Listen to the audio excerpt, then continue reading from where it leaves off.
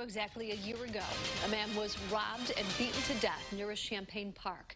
Todd Ledbetter was homeless, sleeping on a bench, and was left without a pulse. Our Target 3 investigator, Renee Cooper, is live near Westside Park right now. Renee. This was Ledbetter's favorite bench and where he lost his life. A year has gone by, and Champaign police would not comment on what they say is an ongoing investigation. There have been no arrests, and there's nothing new to report, leaving Ledbetter's family incredibly frustrated. This is Todd Ledbetter's spot.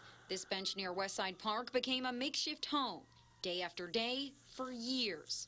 On July 2nd, 2020, the day after his death, it was covered in flowers and balloons. A year later, it's mostly empty, much like the feeling his uncle, Terry Cameraman, is left with. If these people had awakened him, he would have given them the money. Cameraman knows the story all too well now. Witnesses told police 3 people beat and killed the 56-year-old. With somebody Todd's age and his disability and his drunken state and being asleep, why wouldn't you just reach in their pocket and take it? Why would you brutally beat somebody to death? The significance of this anniversary was not lost on others passing by here. Several people stopped to share that although he was a man with very little, he was the first to give away what he had. It's just we're in times where people don't care anymore about the next human being or their life. I met Azuari Zeus near the park today. He often shared the bench with Ledbetter. He helped out a lot of us that was homeless and encouraged us to do better and get off the streets, to look at his situation and to do better. Todd was one of our closest friends without an address. Rob Dahlhaus, the director of Champaign's See You at Home shelter, remembers him with a smile.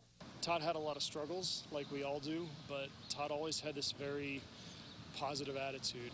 But this day brought with it a lot of frustration, especially for the man who says he helped raise Ledbetter. Cameraman wants to see this go to trial. It's more than Todd being my nephew and loving Todd and remembering him as a happy little boy. It's remembering throughout our community. Our hearts should cry every time one of these young people gets shot and killed.